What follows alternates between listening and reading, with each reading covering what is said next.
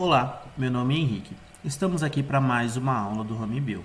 Na aula de hoje vamos tratar sobre biomas e vamos tratar sobre dois biomas muito interessantes, a tundra e a floresta temperada. Tundra.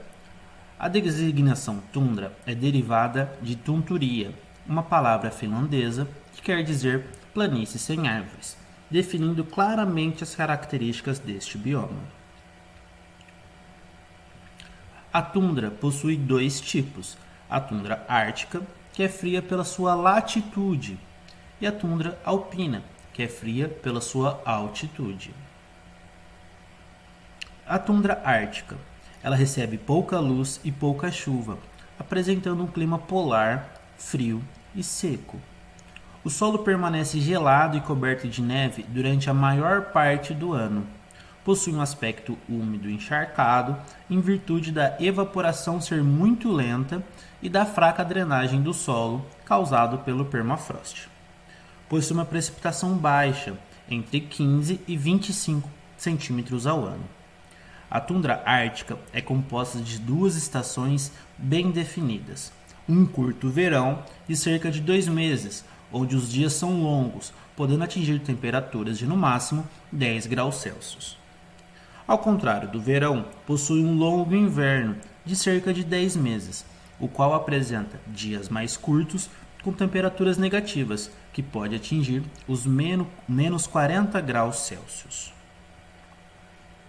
A tundra ártica é situada nos países do sul do Ártico, como Canadá, Escandinávia, Alasca, Groenlândia e a Sibéria, como pode ser observado no mapa abaixo. E a tundra alpina? Ela situa-se no topo das altas montanhas, é muito fria e ventosa e não possui árvores. Possui um solo com uma boa drenagem e não apresenta o permafrost. A precipitação também é baixa, entre 15 e 25 centímetros ao ano. A gente pode observar no mapa, em azul mais escuro, os picos mais gelados, que são as tundras alpinas. A gente pode observar em todas as cadeias de cordilheiras, ali no Chile, Canadá, Estados Unidos, partes da Europa, da Ásia, da Europa Ocidental, uma pequena manchinha na África. Então, todos os picos de alta elevação, como o Everest, o K2, podemos observar em topos de grandes vulcões também, de altas altitudes. A gente pode observar aquela região mais cheia de neve, de um clima mais parecido com o nosso clima polar, que seria a tundra alpina. Vamos falar um pouquinho sobre a fauna desse bioma, A maioria dos animais, sobretudo as aves e mamíferos, apenas utilizam a tundra no curto verão, migrando no inverno para regiões mais quentes. Os animais que ali vivem permanentemente, como os ursos polares, bois almiscarados e lobos árticos, desenvolveram-se as suas próprias adaptações para resistir aos longos e frios meses de inverno, como o pelo espesso, camada de gordura sobre a pele e a hibernação. É importante frisar que a quantidade de inseto, que existem nesse bioma é muito baixa. Apenas algumas espécies de insetos têm capacidade de sobreviver nesse bioma e esses insetos sobrevivem, em sua maioria, somente nos meses de verão.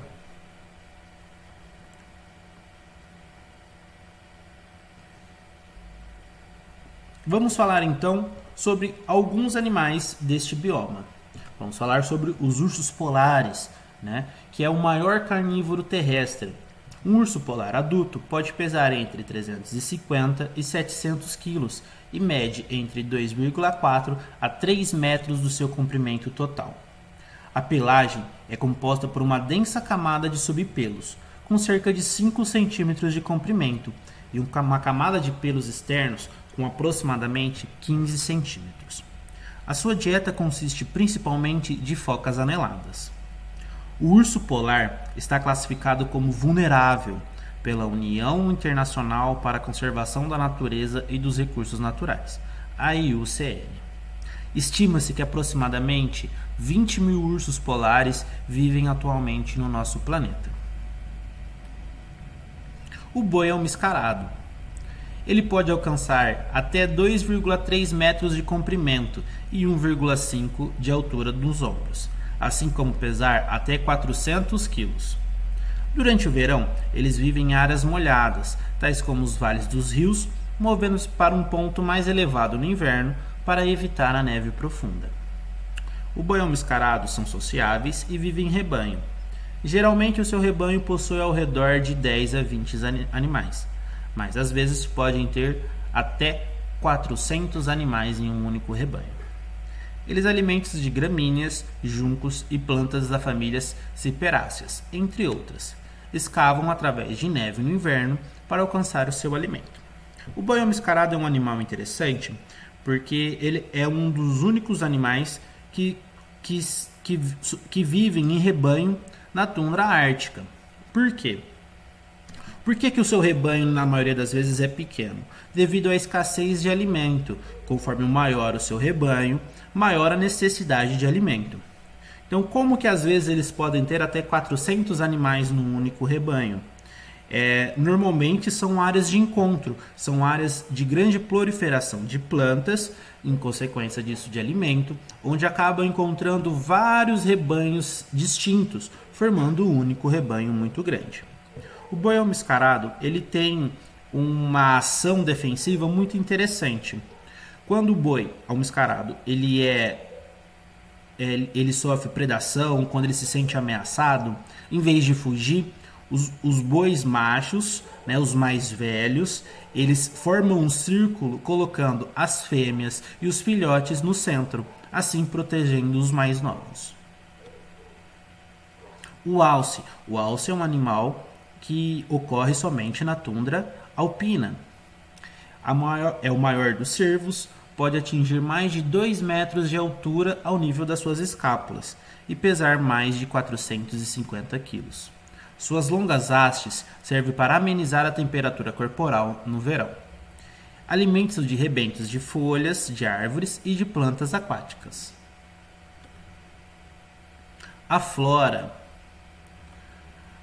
da tundra possui uma vegetação predominantemente composta de líquens, que são plantas resultantes da associação de fungos e algas, musgos, ervas e arbustos baixos, devido às condições climáticas que impedem que as plantas cresçam em altura.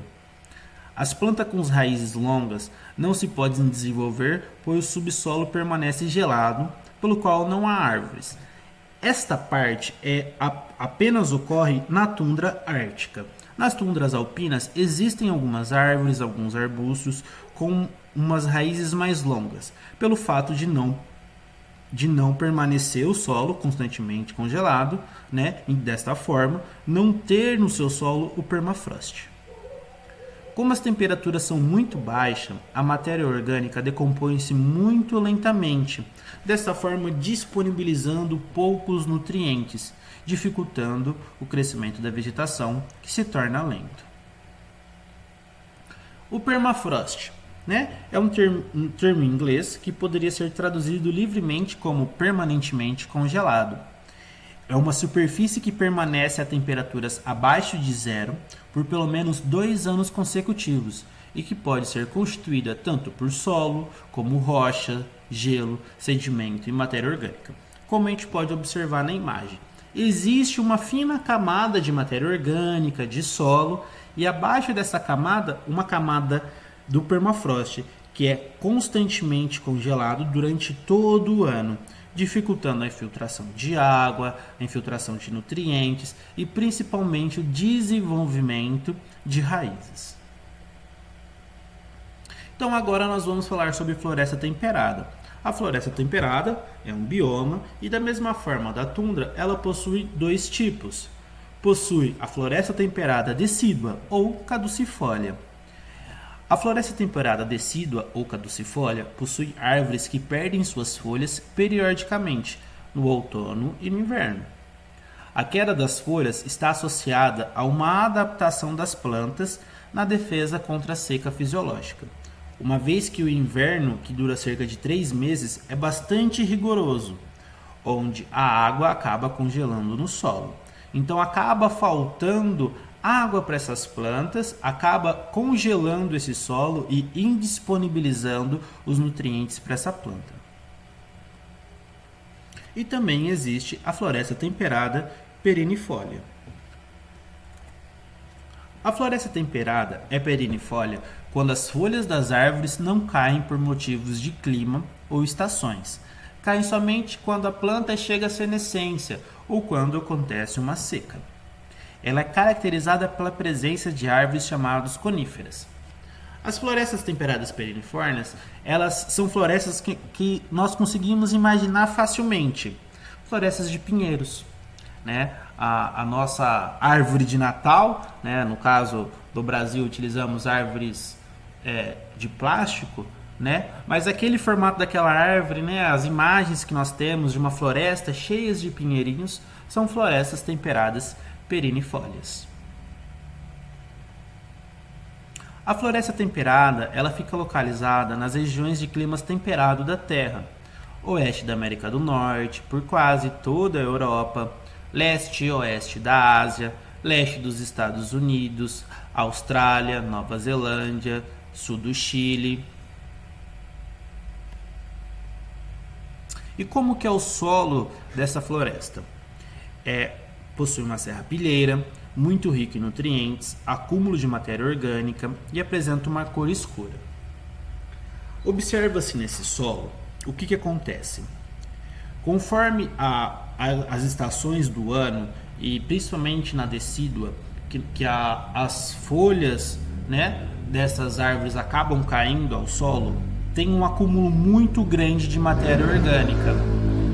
É algo que nós encontramos, por exemplo, na nossa floresta amazônica, que é um solo muito rico em nutrientes, né? Então essa grande camada orgânica em decomposição, né, com o passar do tempo, com os agentes biológicos, acaba acontecendo um acúmulo muito grande de matéria orgânica, então tem uma disponibilidade de nutrientes muito fácil para essas árvores. E a fauna da floresta temperada? Ela abrange várias espécies de mamíferos, muitos répteis, insetos e aves, inclui também diversos invertebrados. Aí a gente encontra animais como ursos, esquilos, corujas, entre outras inúmeras espécies. A floresta temperada é um dos biomas que possui a maior riqueza ecológica, a maior quantidade de espécies. E a sua vegetação? A vegetação das florestas temperadas é variada. Embora predominam as árvores de grande porte, existem também arbustos e plantas herbáceas. Aparecem faias, carvalhos, abetos, pinheiros, dentre vários outros. Os abetos encontram-se preferencialmente em solos ricos e úmidos, enquanto que os pinheiros encontram-se em solos pobres. E o clima? Como que funciona o clima da floresta temperada? Em sua maioria, as temperaturas médias anuais são moderadas. Ela varia entre 5 graus a 20 graus Celsius nas baixas altitudes e em algumas localidades a variação pode chegar até na casa dos 30 a 32 graus, principalmente no verão. Os índices pluviométricos atingem médias entre 75 a 100 centímetros ao ano. E a gente pode ver uma grande diferença, por exemplo, em relação à tundra, né, que tinha uma média aproximada de 20 centímetros ao ano. Então estamos falando de quase 5 vezes mais chuva do que no outro bioma. Então a gente pode ver que cerca de 20 milímetros de precipitação mensal para cada 10 graus Celsius proporciona uma umidade suficiente para as plantas crescerem, para o acúmulo da matéria orgânica, dentre vários outros fatores para a predominância dessas grandes árvores de um solo muito rico e também causando alguns problemas que a gente vai falar no restante da apresentação. Vamos falar um pouquinho sobre as estações do ano. No inverno, né, que inicia-se em dezembro, o chão coberto de neve e os organismos começam a trabalhar na decomposição das folhas. Por quê? Todas as folhas que estavam nas árvores, principalmente na floresta temperada decídua, né, vamos relembrar que na decídua as folhas caem, na perennifolia as árvores não perdem suas folhas. né? Então todas essas folhas acabam caindo no chão e inicia-se o trabalho de decomposição dessas folhas. E na primavera? As sementes postas na primavera, elas vão passar toda a próxima estação do ano, o verão, dormentes, iniciando a sua quebra da dormência apenas no outono. Muitas plantas vão aproveitar esse sol para desenvolverem-se. Por quê?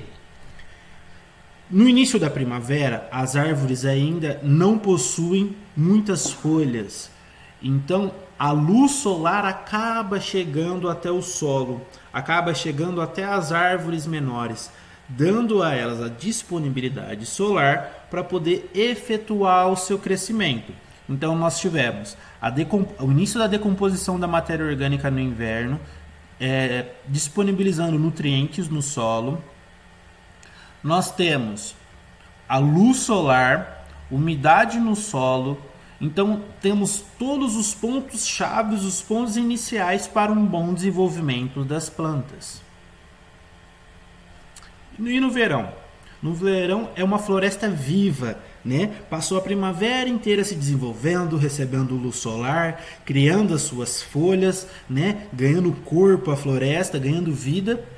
Mas acontece um problema: o solo pode ficar estéril. Por quê? Conforme é uma floresta mais densa, mais fechada, todas as suas árvores já possuem folhagem, já possuem as suas folhas, então a luz solar praticamente não consegue chegar até o solo. Por isso que as sementes também ficam em dormência. Então existe uma grande produção, né? As suas flores em decência, os seus frutos, uma grande produção da madeira da árvore, né? Então as árvores mais altas continuam crescendo com mais imponência, com mais força. Só que em detrimento das menores árvores, das plantas mais rasteiras, acabam recebendo pouca luz solar. O outono, os nutrientes saem das folhas que então caem no solo. Então o outono funciona como uma preparação dessas plantas para o inverno. Então o que ocorre? A gente pode observar nessa foto que algumas das folhas já modificaram as suas cores. Então a árvore, como método de defesa, começa a retirada dos nutrientes das folhas e consequentemente mandam menos nutriente para as folhas. Elas acabam perdendo a sua coloração verde, né? E o próximo passo dessas folhas é acabarem morrendo, acabarem caindo das árvores, iniciando um novo ciclo do inverno, primavera, verão e outono. Então, outro ponto que nós temos que conversar um pouquinho a respeito da floresta temperada. Como a gente pôde observar no primeiro mapa a respeito das florestas temperadas, elas se concentram em áreas de grande população humana. E qual é um dos principais elementos da natureza que desde os primórdios da humanidade é mais explorado? A madeira. E como a gente falou sobre a vegetação, a madeira que se encontra nesse tipo de floresta são também as madeiras mais utilizadas pelo homem. O carvalho, o pinheiro, dentre outras. Então a exploração madeireira dessas áreas foi intensa desde o início da população, desde o início da civilização, desde o início da constituição de cidades, para a construção de casas, para fogueiras. Então esses tipos de madeira sempre foram utilizados. E hoje em dia estima-se que apenas 5% da floresta temperada original, né, da totalidade da área das florestas temperadas originais ainda sobrevivem. Então é um bioma que foi atacado drasticamente, foi destruído drasticamente pela relação antrópica, né? E é um bioma que possui um clima super favorável e um solo muito rico em nutrientes. Então é um bioma muito utilizado na exploração agropecuária, né? Na plantação de soja, arroz, dentre várias outras culturas, como a utilização também para pastagens, né? o despejo de lixo dessas grandes metrópoles que foram surgindo, dessas grandes cidades, desde lá de trás, de Roma antiga até os dias de hoje, né? A caça aos animais, né?